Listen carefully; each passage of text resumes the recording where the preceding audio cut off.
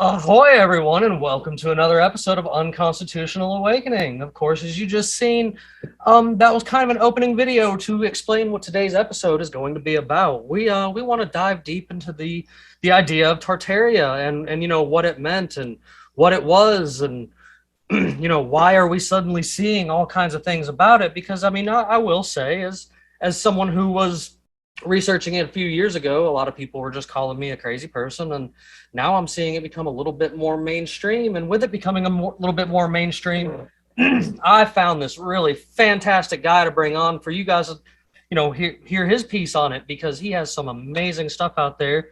It's One Foul Wow is how you guys know him on YouTube and even over there on TikTok. Of course, he introduced himself to me as Shadrach, right?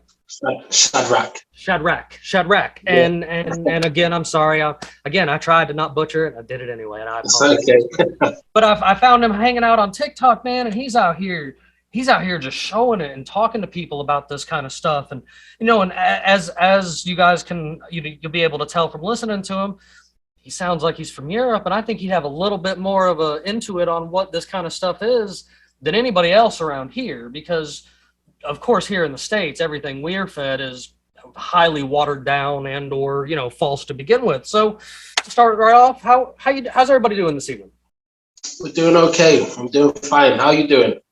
Hanging in there. I know there's a bit of a time difference, so I apologize for the rough trying to set it up, but I'm totally glad you were able to make it. It's okay. Yeah, thanks. I'm glad to be here.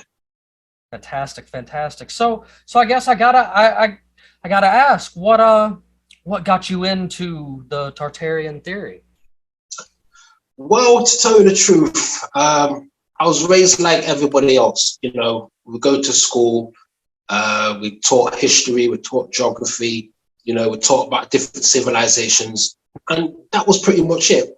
And then as I got older, I started to kind of ask questions. I kind of started to look around and look at buildings, and I'd think, well, why is that building so big? And then I'd think, why is that window in the ground? And then I'd just brush it off. I'd think it's nothing. And then I'd just keep living my normal life. And I think I came across something on YouTube about giant trees. Yeah. Giant trees supposedly being mountains. And I was like, giant trees being mountains? I was like, let me look more into this. And then Mudflood came up. And this is about 6, 7, maybe 8 years ago. And I was like, Mudflood? What's Mudflood? And then I saw the building in these documentaries, in these pictures. And then from there, I just dove in deep. I mean, I was addicted. Every day I'd be watching, looking, going through the streets, looking at buildings, and yeah. Oh, look, and it looks like another one of our buddies here has joined finally for this conversation as well. Glad you could make it, Dan. Hey, really sorry, I got the times wrong. Must be a time difference I wasn't aware of. It's quite okay. One Foul Wow. I'm not sure if you know my buddy Dan here, but Dan, this One Foul Wow. You guys probably come across each other on TikTok. Yeah, man. I try to copy all of his content every time he puts something new out. I'm just kidding. No, fantastic. He was just giving us a little bit of background on how he come across Tartaria. Okay. Did you have any more you wanted to add to that? I was going to ask. Man, I was just going to see if you could recap it real quick for me. Yeah, that sounds great. Just real quick. Yeah, so basically, I just grew up like everyone else, thought that history was a certain way. And as I got older, I started looking at buildings and, thinking, why is that so big? And if it was built at such a time, why would it be so big? Mm-hmm. Then I saw windows in the ground, and I was thinking, why is there windows in the ground? It was like, okay, it's a basement, Right. And then I came across, this is about 8 years ago, I came across something on YouTube about giant trees being mountains. And I was like, wow, that's interesting. And I was just watching that documentaries, and then Mudflood came up. And then it showed all the buildings that I'd been looking at all my life. And it said it's because of Mudflood. I was like, wow. And sure, actually, to start to interject, but you being there in Europe, obviously you definitely have probably seen a lot of these buildings, because it seems a lot of them are in that kind of area. Yeah, well, it's funny that you say that, because as you study it, you realize they're all over the world. And this is where Tartaria came into it, because I was thinking, how come there's buildings in Venezuela, in South America, in Europe, England, Russia, Australia, New Zealand, and they're Even here in all the America. same, especially in America. And they're all the same, like the state capitol buildings, big libraries, banks. And you're thinking, so who built these? Like, who's the architect? Who was governor? Who's the project manager for this? How come they're doing the same type of buildings? And the more you dig in, it's crazy. I mean, it just blows my mind how it was erased from history, because it's clearly there. Sure, sure. And how about you, Dan? How'd you come across Tartaria? Man, mine was much more recently. I'm one of the people who I looked at those buildings with the windows coming out of the ground my whole life and never questioned. I never questioned it. I was like, that's weird that that's the way they wanted their basement windows to look. I don't know why they chose that. Right. I mean, I didn't do a lot of worldly traveling though as a kid. I was mostly just stuck in Arkansas. So we probably don't even have, maybe in the capital of Arkansas. But I mean, when you get close to like the downtowns and stuff, yeah. you know, one big thing I've always seen with this that is a great example, I believe, is like those late 1800s, early 1900s World's Fairs that were spread, you know, pretty much worldwide, and they had such advanced like technology and such going on in that time, you know, that time frame, or when we're told is that time frame, from photographs to movies to, you know, even electric vehicles, and then all of a sudden, poof, gone. And they like to try and tell you, oh, well, it was just for show. They built it with, you know, like plaster and wood real quick, like before this happened. And that's just like, really? Like that intricate of work and detail into stuff? I'm sure you know what I'm talking about, One Foul Wow. Definitely. Because I mean, when you look into the world fairs as well, you find out it was all over the world. It wasn't even just in America. There's world fairs in Argentina. And you think, sure. Argentina? Like, and you look at the buildings and they're the same buildings. And again, it was a sketchy fair, and then they knock it down, and you look at the building, you think, so that's wood and plaster. That looks like stone.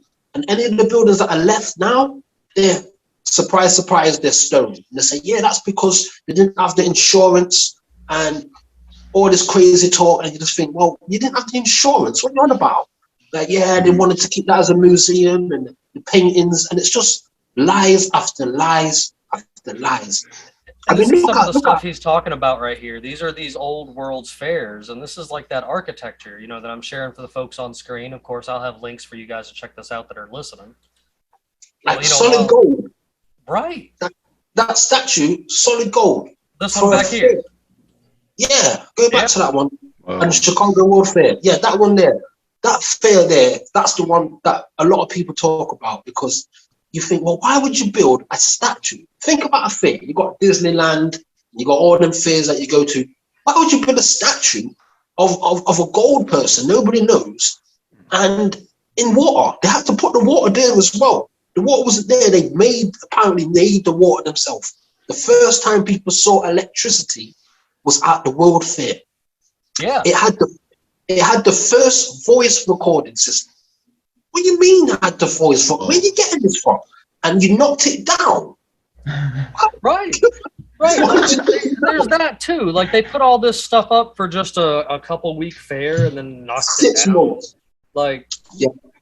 To me, that sounds like a way that you would be trying to erase history. You know, like you were, you know, from my perspective anyway. Like this was an excuse to erase some history, and I think that, you know, like a lot of things, to finish it out. Like me and Bandit have theorized and conversated a little bit about this before, and like, you know, to finish it out, things like the American Civil War and things like the, you know, the First World War and Second World War helped wipe a lot of this history like just kaput, because you've got things getting bombed and burnt down and destroyed, you know, on a regular, and yet there's still little pieces of truth hidden, you know, everywhere in buildings that are around us, and, you know, things that have been there our whole life at least, and our grandparents' whole life, and nobody just questioned it. They were just like, oh, you know, yeah, that's there. It was built in the 1800s, and even though they're trying to claim it took 40 years to build, you know, it's just like, guys, you know, your stories just don't line up, and that that's what draws a lot of these questions, I believe. Yeah, most definitely. I mean, there was one building in America, and they said it took 600 years to build. And you got to think realistically, how could you be building a building for 600 years? Like, and it all looks all neat and it's all together. Like, it just don't make sense. And why are you building that building that took 600 years? There's a whole city that's being built at the same time. And people say, oh, it's because there were stonemasons. There was master masons and they worked hard with a hammer and chisel, a horse and a wagon, and no electricity. How do you see at night? You're only working in the day. Nah, that don't make sense. Right, right. And I actually got some more of the photos back here of some of this architecture I'm about to pull up. And like, you know, it really raises the question, because you're like, how does somebody build things, you know, so intricate? Like, I don't know a mason today that could do this intricate carving and this intricate building and stuff like that. I mean, in fact, they're looking for more and more ways to get robots to do it. Exactly. There are like intricate, not just stone carvings. There are intricate wood carvings and craftsmanship that they simply can't replicate today. I mean, even like they can throw stuff in a CNC. They'd have to throw something in a CNC machine to get even close to what they say was carved by hand. Mm-hmm. Yeah, and I mean, I guess that's kind of what I'm getting at, is you're like, well, how can it, you know, how can our great grandfathers knew how to carve this up in a matter of weeks to throw on a World's Fair, but like it takes them 6 months to a year to build a Dollar General. Well, not a Dollar General. That's a bad example. Dollar Generals go up overnight. But like, how about it takes them 6 months to a couple of years to lay a highway that falls apart in 5 years, when there are still bridges and stone roads that have been continually used since the Roman Empire. Yeah. Let's talk about the roads. Yeah, definitely. Like, everything that they tell you, you know, when you kind of question it, it just doesn't all add up. And a lot of people, they come with answers, but the answers they get are from the people that are trying to cover it up. You know, the people that have changed history to fit a certain timeline. But sure, actually, I seen a fellow the other day. I actually kind of dove in the comments and was actually trying to defend you a little bit. He had stitched your thing, and he's an American archaeologist, and he was not only trying to discredit you, but his only argument is he tried to claim that some Russian Nazi made up the Mudflood theory, and that you're out here, that you're out here pushing this racist things. And I was like, really? That I got in his comments. I was like, this is the only argument you have? Because like, I can actually point you in some other directions that prove that what you just said is wrong. Yeah, and I saw that stitch, and when I saw it, I didn't reply to it, because I just thought, what are you on about? I don't even know this guy, this racist guy. Right. Yeah. I live in the UK, and in the UK, there's buildings buried in the ground. There's buildings that have been made that they've got no real explanation for. And I've looked on the old map, and Tartarian's on the map. Sure. That's all I need. I don't need anything else. Sure, yeah. There is definitely a lot of old maps out there that is on, for sure, without a question. Yeah, and I mean, for the viewers that are listening to this, what we're basically trying to say is that there was a previous civilization that has been wiped out, and we've took over these buildings. And the civilization that we believe that was in control was the Tartarian Empire. It was on the maps up until a certain date, and a lot of people like to say, no, they just say that was an area that nobody had explored yet. But next to the name Tartaria, you've got China, you've got Russia, you've got all the names. So you've got buildings on the map. So you can't say it wasn't explored if you've got all the names, Africa, America, all on that same map. But yeah, their construction is everywhere. You can see it everywhere. This is the map. You know, and you've got other places that are next to it named. If you can find another clearer map that shows, you know, the one that you had at the beginning. that will give a clear understanding. Because that's China, that's Russia and China's area. Yeah, the one there, that one there. Yeah. So you can't say it's not explored when it clearly says Russia and Asia. You know?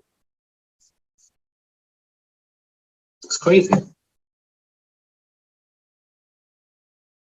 It's crazy. You got India there. It's all named. And the Tartarian Empire, it didn't just stop in Europe. They actually went to America. You know, it was a worldwide. There's another map. I don't know if you've seen it, but it shows how far the empire actually grew. And it was all over the world. Oh, I can't hear you. My fault. You can keep talking about it if you want, because I'm actually trying to pull that up here in the background. I apologize for the mute there. Okay, yeah. So, the reason why we know it was a worldwide organization or worldwide civilization is because they had the same buildings all across the world, and there's no way that could have happened unless people knew each other, you know. And the mainstream narratives tries to say, yeah, years ago everyone was fighting and there was racism and slavery and all of this, but when you look at it, it looks like there was a one world organization government that was all working together. This one doesn't actually say like the Tartaria part on it, but I have actually seen maps similar where it showed there was a larger connection into the Americas, as far as all the way around. The empires, the yellow ones. So you see the parts that are yellow, that's the Tartarian Empire. It's on there and it's there. And up in here too. And that, you know, I guess what's always made it fascinating to me is it kind of answers a lot of questions. And, you know, when you're looking into this stuff and you're looking into these, you know, these old maps and these old outlines of like where this stuff was and all this architecture and stuff like that, like you start finding that like there's a lot of truths to all this stuff. And that, you know, they had this electricity and stuff before they had wires, kind of like this, you know, photo right here is showing you. Like there was something to do with this architecture and being free energy. And that's why we see it all across the planet, I believe. Well, think about just recently with the deforestation in South America, the buildings and structures that are becoming visible now that they had absolutely no idea existed. I mean, because of the triple canopy jungle is so thick, satellite imagery could not pick these structures up. But now because of deforestation, these structures have become visible, and they're looking at these and estimating that there were civilizations down there that ranged in size from 50,000 to 100,000 people, like a metropolitan area. Yeah. Right, and you know, something like the theory of Tartaria would absolutely explain that, you know, because I mean, when you look at some of these photos, you see lots of people, you know, in some of these videos and stuff like this from this time frame, like the World's Fair and stuff like that. You know, they're always talking about, oh, you know, we're overpopulated now, which I don't buy that nonsense, but like, you know, you see all these people in these areas, all these people intermingling of, you know, all different walks, creeds, whatever it be, and having more advanced things, whether it be electric cars, whether it be robots, whether it be moving sidewalks. That was something I always found really cool at one of the World's Fairs. You might know better than me off the top of your head, one foul while, about how it being you know, where they could just walk up to the sidewalk during this World's Fair and get toured around like this. Moving sidewalks, and it was in the Chicago World Fair, and I believe it was in a few others as well. And you just think, if this is the first time somebody's made electricity, you've gone all out, and then you knock it down. Right. It just don't make no sense. And then after that, no one's building like that no more. It takes a long time before electric comes back around. And, you know, this is the first time people saw lights, like electric lights. And it's like, so, and they guess who they blame it on, or guess who they contributed to? They say it was Tesla. Sure. And people might not understand, any name that they give you, it's to distract you from the truth. So if you come across any technology or any advanced technology from the past, to say it was Tesla. Tesla did it. Tesla was an alien anyway. Well, see, now getting at that, even I have, it's funny you bring that up. I brought up to you guys before the show, and I brought it up in past shows that, I've talked to this lady that lays claim to being descendant of a Tartarian princess. She lives in Romania. She gave me a lot of the education I have on the Tartarian subject, and she told me several times that Tesla doesn't exist, and that it's some kind of code that they were using to I guess hide this information, hide this electricity, hide this free energy, because it was something that that actually did exist. They just wanted to try to find someone to blame it on, and they claim that that Nikola Tesla came from that kind of area or whatever. And she told me several times, she's like, there's no record of anybody being named that ever being in our area. She's like all that is our ancient tech that got wiped out. She told me all kinds of great stories, and it's not that she's convinced or like loony or whatever. It's that she has documented history of her family and stuff that show that this stuff all existed at one point in time, and through wars and stuff like that, it's just gone. Yeah, 100%. I mean, like, I'm not even a descendant from the Tartarian Empire, so I believe. But even I figured out Tesla wasn't real, because that's what they do. Any name that they give you is to distract you. They're not going to give you the truth. So if we do find any advanced technology, any free energy, they're going to say Tesla. You say, okay, but then you got to ask yourself, look how long the Earth has been going on. Only one man, Tesla, thought of this. Nah. They'll never admit to the existence of free energy because it's not profitable. Yeah. Never in a million years, because then they'll have to explain how they got it. Yep. Yeah. And that'll either A, it's always been here, or B, it came from another group of beings that visited Earth. Those are the two things they'll have to use to explain how they got free energy in the first place. Yeah. I mean, it's all about control. It's all about trying to control you. So the less information you have, the less free you are. So it's the reason why they don't want to tell us about any other free energy or any other civilizations or any other land, is because they want you trapped. And as long as you're trapped, because people say it's about money. It's not really. If energy is free, you don't really have to pay for anything. I truly believe that. I truly believe that, I'm big into the vibrations and stuff of Earth, and there is energy floating all around us. I don't know if anybody's ever familiar with him. He's quite popular, but there's this guy on TikTok. His name is Dr. Parkenstein, and he has been recreating all of that free energy type stuff in his own backyard. Just if you watch him, you'll never believe that the kid's a genius. Right. I watched him. He built a Tesla coil in his backyard. Right. And when you first watch his videos, you will think that this kid is all satire, comedy, and maybe even slightly on the mentally slow side. But if you watch his videos, the kid is a legit genius. Yes. When it comes to stuff like this. I do follow him and watch his videos. And I recommend getting out there and looking for him, because he's been recreating all of this stuff, which they claim it as Tesla tech. But again, I believe it was more common knowledge. At one point in time, we were more advanced, I think, and more independent in a sense.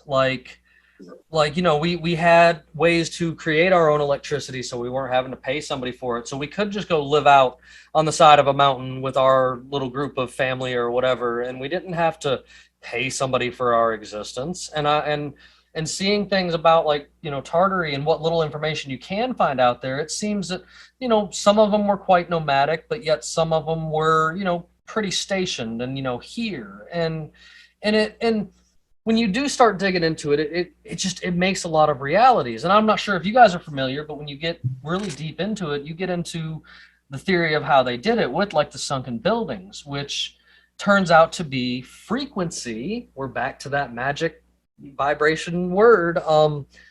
They use frequency to liquefy dirt and liquefy the land mass and let it let things sink down in it. And that gets into, a whole bunch of wild stuff too. But I've actually seen some videos floating around on the net. They're hard to come across, of people recreating that with the frequency sound, like taking a box of dirt and putting the right frequency to it and turning it into mud, no water added. And, of course, take everything that you see with a grain of salt. But like, I believe things like that are possible because you can control things with frequencies. Like there's tons of proof out there that frequencies are very important on many aspects, whether it be for your health, whether it be for destroying things. And Bandit, I'm sure you could actually touch on that a little bit, since you would know that there's like actually weapons out there that are like sound weapons. You know what I'm saying? Like that's something that exists. Yeah, I mean they do have what they say is non-lethal sonic weapons they'll use for like crowd control and stuff like that. But if they have it available in a scaled down version like you see mounted on vehicles, absolutely guaranteed that they have it in large scale versions that they could use over an entire town. That, I mean, it ties in with, the tunnels that is such a popular subject, the tunnels underneath different countries. If they have the handheld version or a vehicle mounted version, they have a large version that they could simply transport through the tunnels. Sure. Well, most definitely. Dan, you've been awfully quiet over there. You got anything you want to pepper in on any of this? You said me, right? Yes, I did, sir. Yeah, I did. Well, I guess I'm not sure if I want to say it, but Go for it. something I have heard about people discovering that, technology to tap into the free energy, and I think as long as they don't share it, they're okay. But I feel like what I've heard is once you share the information and put it out there, like on YouTube, TikTok, well, this is before TikTok was even around, but then somebody will show up to your house and take it all from you, tell you never to do that again. All right. Sure.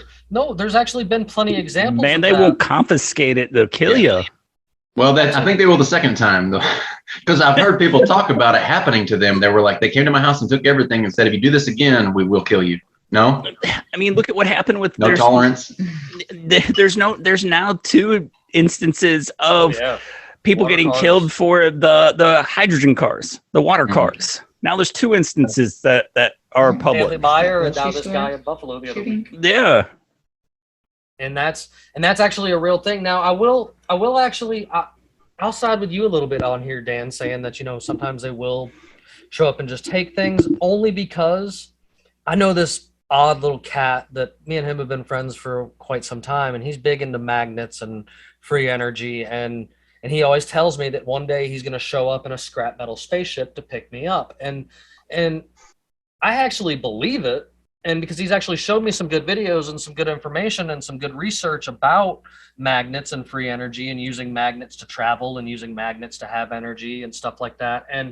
And he told me that the only reason he don't talk about it, on an open forum or anything like that anymore is because they did show up to his house and take all of his shit and then locked him into an asylum for several years. And, now he's free again, but like he just doesn't really get into it. Like me and him have had some great private conversations about it. I'm not going to out him or anything like that, but like I believe it's a real thing that's another option. Maybe sometimes they don't always kill you. It depends on what you discovered. You know what I mean? Like, Yeah, and we think getting kicked off of TikTok is bad. right. Guidelines. So let me ask one, Falwell. How I imagine you get quite a good bit of kickback from a lot of this, huh? Yeah, it's funny, because when I do my videos, sometimes I do it purposely. I don't like give everyone all the answers. I try and make them think for themselves. Beautiful. I ask them the question like, "But do you really think they built these buildings?" And I say stuff, and then you get a lot of people just in the comments. Like at least 70% of my comments are hate comments. People saying, "Oh, you're stupid. Didn't you go to school? And you don't understand physics." And sometimes they get really upset with it as well. Like, there was no mud flood. Stop saying mud flood. I like to call that cognitive dissonance. When I love it when they start pitching a fit because you're giving information, and all it really goes against is their opinion. They don't have any true facts to back anything they're claiming. They're just upset because you have different information than they do. And and it's like any facts that they do bring up is obviously facts from, you know, the mainstream narrative. And that's what I'm questioning. All I do is question it. I don't say, oh, listen, believe me, we're a new church. You know, I just say what I think. And I'm like, yo, that's not a basement. You know, the windows have been buried and the original front door is down there. So people are like, no, it's a basement. It's a cellar. So it's not. There's 3 floors of the building that no one knew was there. You know, so I do get a lot of stick. Some people stitch my videos and, you know, try and prove me wrong and stuff, but give you a hard time. But they don't.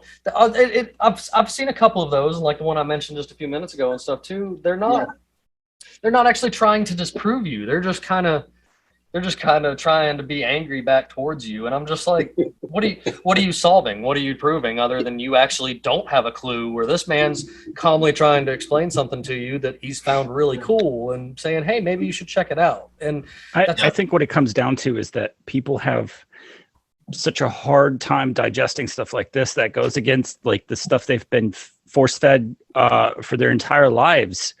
Their entire, lives are built around what history books have taught them, what they see on TV, what they get from the news.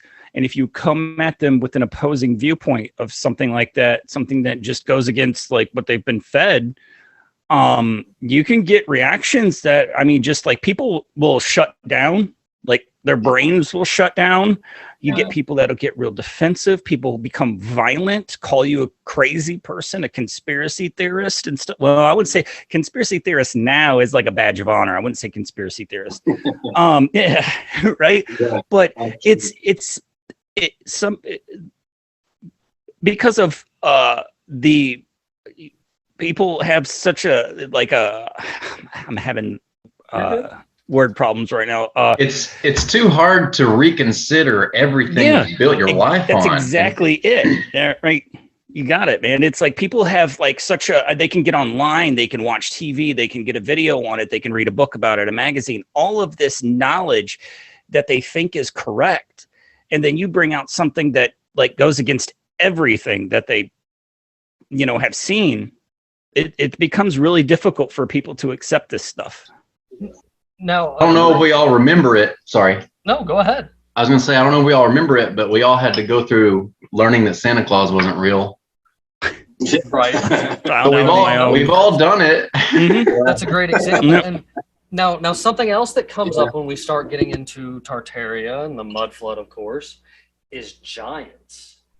Because they're in a lot of these old pictures from that same time frame, you're running into lots of different pictures of giant people. And when I say giant people, I just mean, above average from your regular person, like this old drawing here, like, and then you get into things like this, which this is an actual photo, look how tall this fella is compared. And it seemed back in these Tartary times that when you're researching this, you are finding lots and lots of photos of giant men, and women and stuff like that walking around. And I've always been prone and somebody that definitely believes in giants. I've got a few good videos out on TikTok and stuff like that where I've talked about giants before because like there's lots of proof of them being out there. So how do you guys feel about that, One Foul Wow? How about you?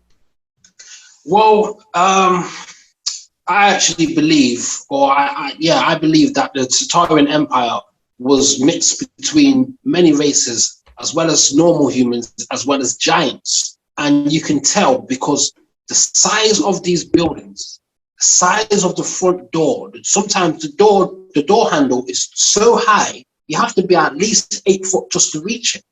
And, no one would waste materials on building such a big door at a time frame for small people, unless giants was involved in making these buildings. And I actually do have a picture of what you're talking about with some of these gigantic doors. This is one of them, for example.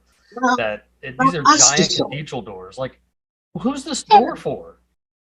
And you got to really ask yourself, like, I know that there's a mainstream narrative that explains it was a style at the time. I get it. But ask yourself carefully and realistically, why would you waste materials at a time when you're walking around with a hammer and chisel, with a horse and wagon, in the mud? Right. They haven't even built a road. The road's muddy and it leads up to a door that's like 20 feet high. Solid stone or solid brass or copper, and you think, who's building this? Right. So yeah, Because the way we're taught, they pretty much have us convinced that, prior to the Industrial Revolution, we didn't have anything. We were, like you said, hammer and chisel, horse and buggy, and stuff like that. And it's just like, well, there's things out there that are built that have been here for thousands of years that disprove that, like, real quick. Yeah. Like, it's just, I don't think you can get, and not just the pyramids, but like some of these other structures and stuff that now in our time have been here since, the 16, 1700s to our knowledge, if not longer, before then. You look at the buildings in America and you got to ask yourself, who made them? Cowboys and Indians? Really? You know what I mean? And it's the same with Australia. There's buildings in Australia that are just the same. And you got to ask yourself, who made that? The ex-cons, the convicts that they sent over.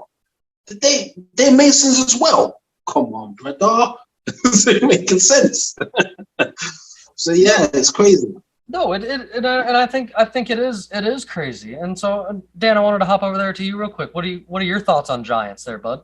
Yeah, giants for sure. I feel like giants are they fall in the category of they're made out to be worthy of ridicule by the mainstream. And I feel like everything that you're programmed to think is ridiculous, then there's probably a big pile of truth, and they've put a bunch of ridiculous things on top of it. I was going to say something else about giants, but I forgot. But anyway, I think definitely they exist. I think that the giants and the Tartars that survive totally went to inner Earth and still like function today below us, because I'm real into like the hollow Earth type thing, or like the inner Earth, however you want to word it. Because there's definitely proof that there's a world under this world. There was a book. They tell us. Go ahead, Ben. There was a book written about a fisherman. I am at a loss the name of the book or the author, that he stated that he got lost out fishing and came upon a group of giants on the shore, and they took him to Hollow Earth. And it was his true account of visiting Hollow Earth and what it looked like, and the people that were giants that greeted him. I'm completely at a loss for the name of the book and the author, though. But yep, I'm actually looking it up right now. No, I was trying to find it. Everything wants to pop up and just say Hollow Earth, but I'll definitely have to do some research. There are just too many accounts of. There are too many accounts of giants, and throughout history. And I mean, it has to. If you look at it has everything like that has to be rooted in some type of truth, because somebody's not just gonna think it up without actually having, seen it firsthand. You're not just gonna go make up something like that. Yeah, it's hard to make up. It's hard to make up something that don't really exist. You know, like a brand new imagination or thought. It's so hard to do. And it's in the Bible, there's David and Goliath, and then got the book Jack and the Beanstalk, and the stories about it, but people don't really want to believe it because they don't see. You mentioned a good point right there. Throughout, if you look at we're not going to branch off into religion with this. I'm just going to mention something about it. Okay. The people that lived in the Bible that lived to be 400, 500, 600, 700, 800, 900 years were in fact giants. Yeah. Moses, Noah, Methuselah. I can't.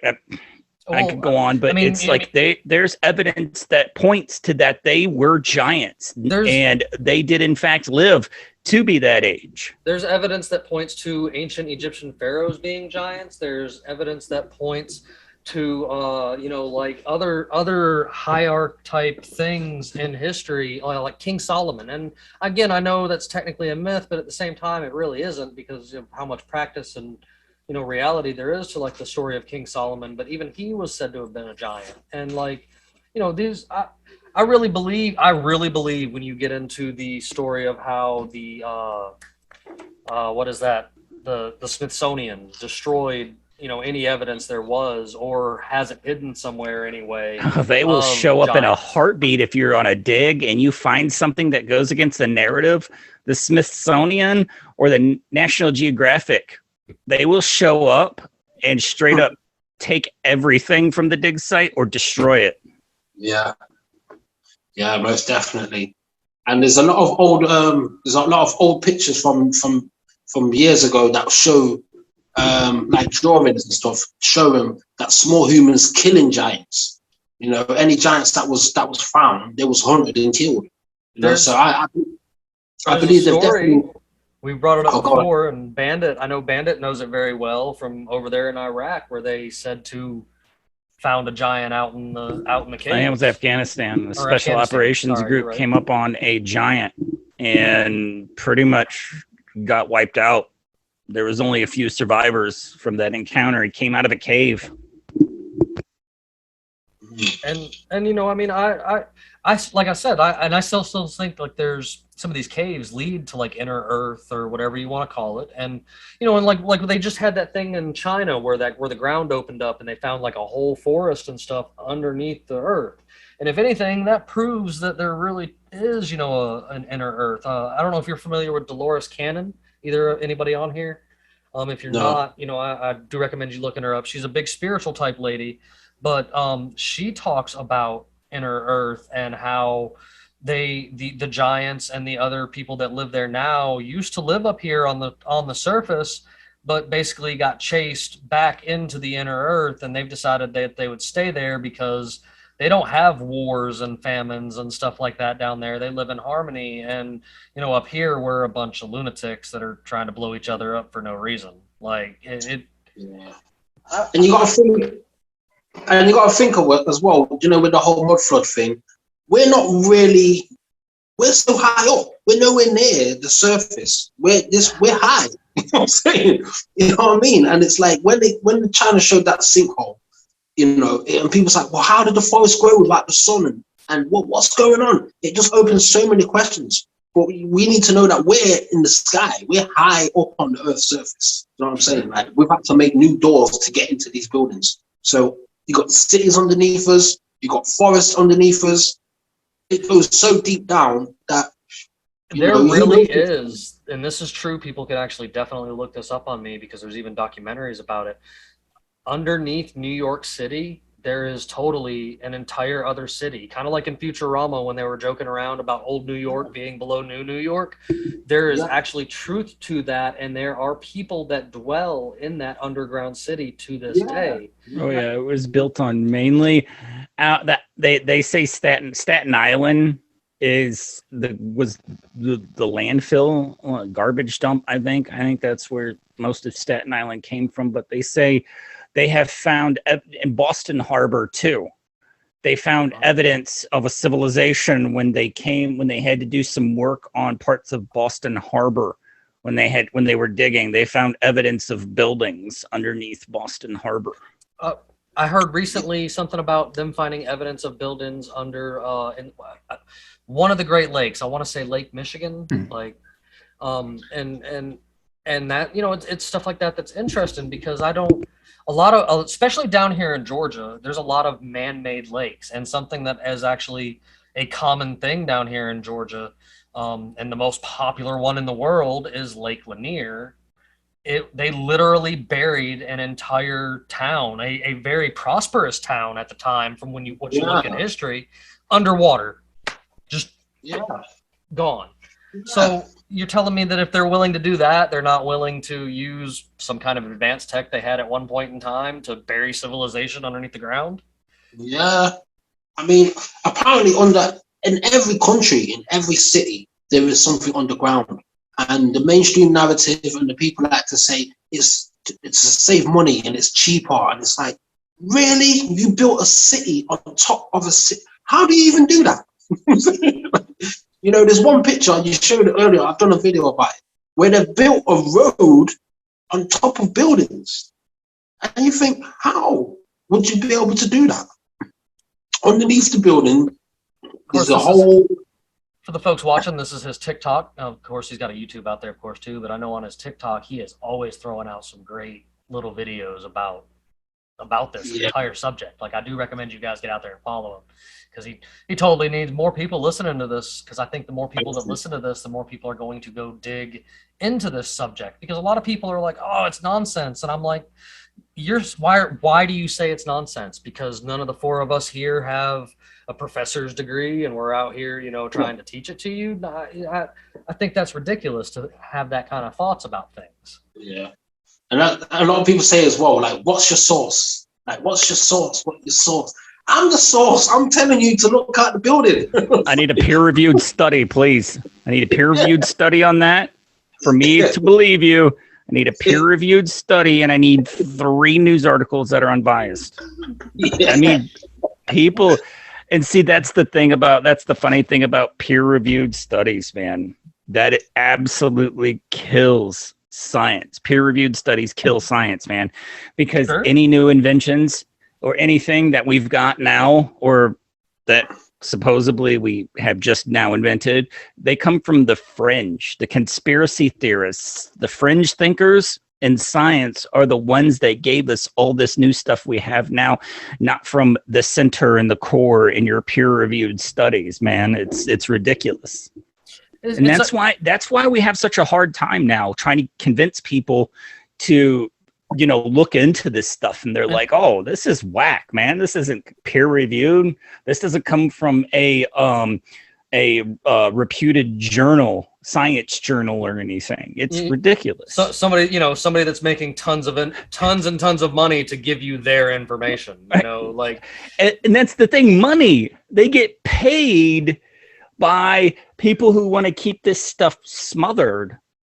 They get paid by these corporations and these rich people to say, hey, you got to bury this. You're not going to talk about this. This isn't good for us. So of course they're not going to talk about it. You won't see it at the top of your Google search. Well, the video I shared at the beginning of this was talking about, you know, old encyclopedias and old maps and stuff like that. And in your mainstream, you don't find any of this stuff. But you know, as people get older and people die, we may mention this before we started recording, you know, you're going into like Goodwills and Salvation Armies and estate sales and stuff like that, and you're finding maps and globes and encyclopedias that talk about Tartaria like it was something that everybody knew about, you know, as common knowledge. Let's talk about, now that you mentioned old stuff, let's talk about the 1951 Encyclopedia Britannica that had the map of Antarctica that you can't see now. Yeah, Antarctica has been remapped. You know exactly what I'm talking about, man. They will bury that stuff. Yeah, definitely. Antarctica as well. Like, it's about showing Antarctica with no ice, you know, showing it fully green. And you got to think, so when was that? And what happened? And it doesn't tell you what happened. The mainstream won't tell you. They won't tell you there was something happened. There was a pole shift. They won't mention anything. And I find it very, you've heard of Admiral Byrd, everybody. I'm sure they have. Sure. But for the viewers that don't know Admiral Byrd, he's a guy who was working for the government and did an explorer to Antarctica to find out if there's more land or what was there. Apparently he traveled, I can't remember how long it was, 300 miles past Antarctica. They said he found a tropical land as big as America. Yeah. And you could actually go into the earth. And when he got there, he said that there was other beings there that chased him away. And now Admiral Byrd can't be heard from. So, right. And if you look into him, they actually tried, you know, after he did all of that stuff, years later, after he told people about, his mission and stuff like that, they tried to just drag him and be like, oh, he was just a kook, just a crazy old guy making up these stories for the government. And I'm just like, I don't know. Like, at a certain point, a story is too elaborate to be made up from my point of view. You know what I mean? Like, it's just, you're just like, whoa, now what did this, like, even for yourself out here talking about this, and even myself talking about a lot of the fringe things I do, like, what do I have to lose to tell you about this stuff? Like, I'm not out here trying to make money off of it and stuff like that. Like, at the worst, people are going to make fun of me, and I embrace that. Like, I love it. Like, come on, make fun of me. Please do, because I'm going to make fun of me too, because I'm somebody fun to make fun of, and like, I think people should actually take the time to research in this stuff. One of my very early places to look into this was a place called Mudflood University on YouTube.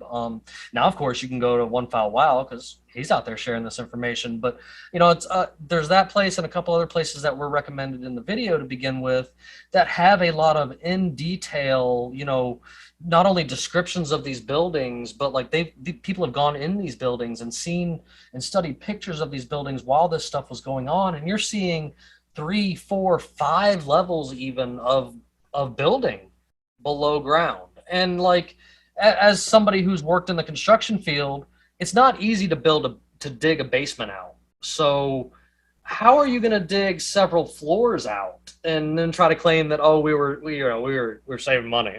That's all it was. We were just saving money. We built from inside the ground up. Like, one of the most ridiculous things I've ever heard, to be honest. Yeah, it's terrible. Like the arguments that people say, it's a basement, and you think it would be so hard to dig 6 feet down, sometimes 10 feet, 15 feet, with a hammer and chisel and the horse and a wagon, no electric, and then start building. And then when you say that to them, they turn around and say, no, they built it from the top up. You built it from the what? You built the ceiling. Let me tell you, all right, with hand tools, I just put 2 posts in the backyard, 3 foot down with post hole diggers.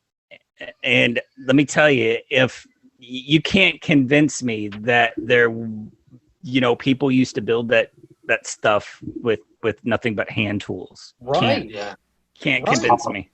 Because I mean, I'm working with my hands a lot myself too, and out here on my farm and just out in the field and stuff and construction throughout the years, there's things that are pretty much impossible, like just as with a human being. And the way they make it sound, you're telling me that you had somebody working on this cathedral 40 years straight, and they just fell over dead, and his son picked up right where he left off and continued working to to finish all this intricate work and stuff. And I'm like, are you nuts? Because that's what you're saying to me right now. That's what they're saying. Same skill set, the same, like, it's a different project manager, but they got the job done. They say people was hard working back then. I'm like, have you ever tried to dig a hole by yourself? And you've done a whole city. Wow. Just look at the structures that are still standing from the Roman Empire and the Byzantine Empire. That stuff is still standing, and we can't build a house now that is going to stay structurally sound 40, 50 years from now.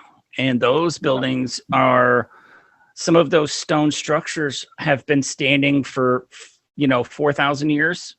At least. Yeah. At least. 3,000 years. And 3,000 again, we don't even know. Yeah, we don't know. Some of them so old, we don't even know. Oh, we carbon dated it. That's how. But I mean, there again, like I've actually seen scientific evidence where the carbon dating system they've been using for the past 50 years or so is entirely incorrect. Because fossils can be made quicker than thousands of years. Like they found fossilized 25 years old. Yes. Yep. And so you got to think about that. If something was fossilized in 25 years, then how can you go around claiming that this was this is thousands of years old according to history is created by or no, everybody's still here? Yeah. I'm still there. I think Jimmy's frozen. I think you're frozen, but that's Should okay. be frozen, yeah?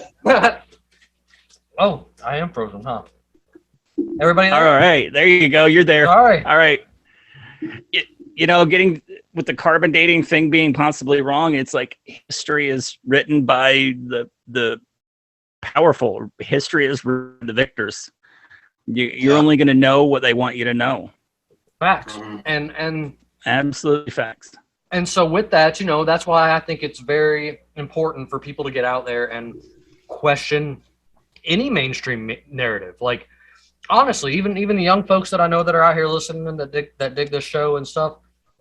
I know you've been in school and this is what you've been taught all these years, is that this is how it was and stuff like that. But you need to step aside. You need to look in some of this fringe type stuff. Like I say the fringier the better, because even though some of these theories that are floating around out there sound completely wacky, when you really start digging into them, you start finding a lot of truths like that are irrefutable. If you do some of these experiments yourself, or do some of this research yourself, you run across things and you're just like, well, shit, there's no way I can actually prove this wrong. And that's when it brings me to places like I am, where I'm just like, well, I believe this now, because I'll run into a spot where it's over. That's it. That's like it explains it better than a guy on a horse and buggy drug this stone back to his shop, carved an intricate statue out of it, layered it in gold, and then drug it back across the country in horse and buggy and stood it up inside of a fake lake. Like, Yeah. you guys gotta try better than that, I think. And I think But people believe it though. they do. People eat that up. They do, but I have, as I keep speaking on other episodes and stuff like that, I have seen a lot more people kind of getting keen to the idea of, we've been lied to. They've realized that the news is fake and has been for X amount of years, and so Forever. when you start really getting into it, you got to get scared. You have to look at it with an open mind, because if the news is fake, just imagine how bad history is. Like that. Yeah. That alone. You have to take the craziest story and imagine that that's not even the craziest thing that's going on.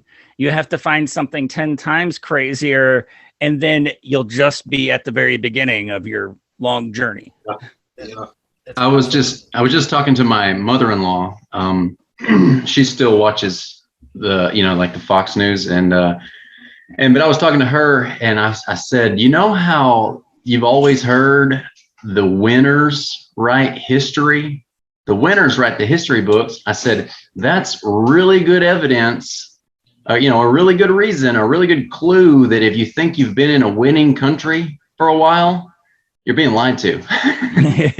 That's exactly it, man. I mean, I'll be the first to drag, this kind of this one over here. Don't get me wrong, great people that I love and live near and stuff like that. But our empire, in the mix with the European Empire, have done a great job at trying to take over the world. Like that, there's no doubt in my mind there. Yep. Definitely.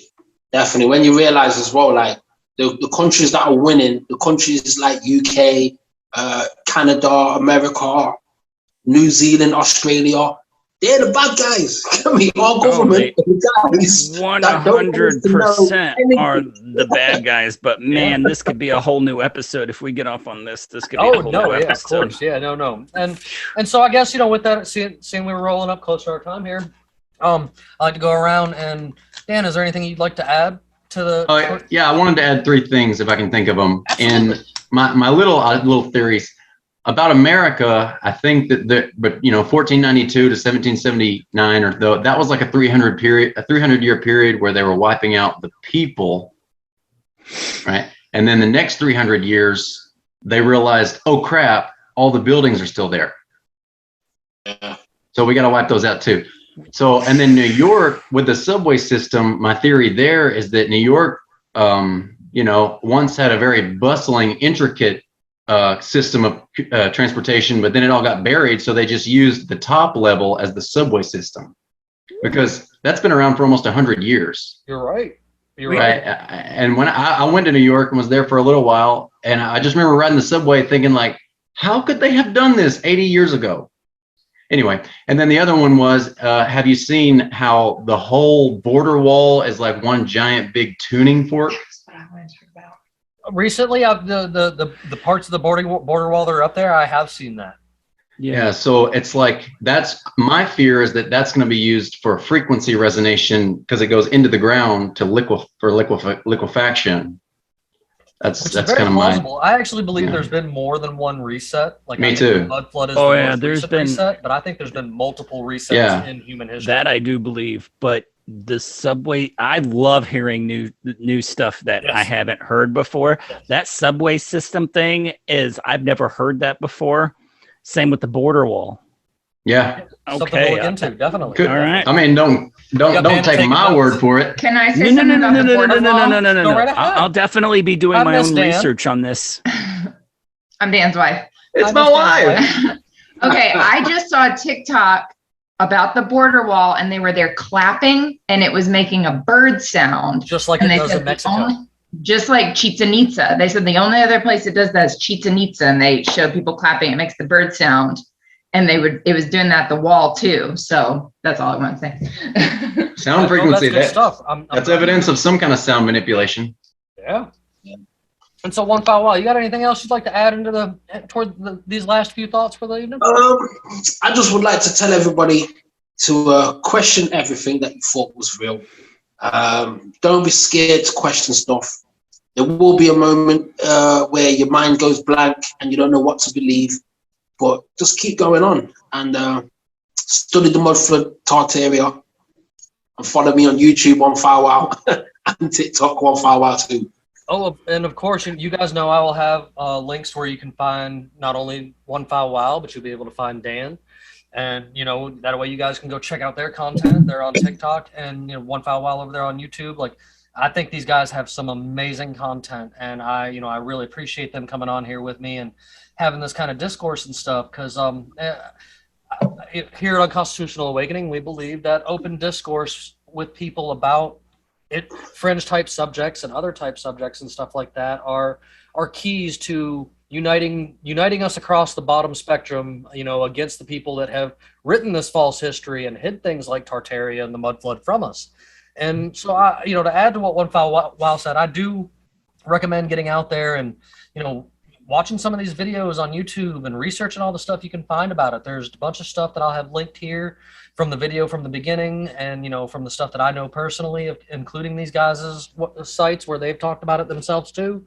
And, I encourage you guys to look into it. Don't just brush it off. Don't just be like, oh, this is just another crazy conspiracy. And don't actually buy that one theory, because it's a theory, where I've been told that it was created by some racist Nazi in Russia is who created the Mudflood theory. And I'm like, no, that's a bunch of horse hockey, because there's definitely proof of it existing long before that guy was even alive.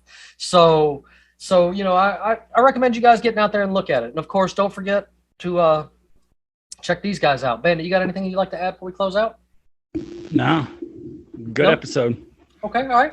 You guys make sure you check out our sponsors, KirkElliottPhD.com/Jim and PeachyKeyCreations.com, where you can get yourself some nice soaps and stuff like that. And don't forget to check out our spectacular merch. I don't have one of the shirts on today, but we totally got Unconstitutional Awakening shirts, mugs, etc. You can find on the website. And we'll see you guys next time on another episode of Unconstitutional Awakening. Y'all have a great night.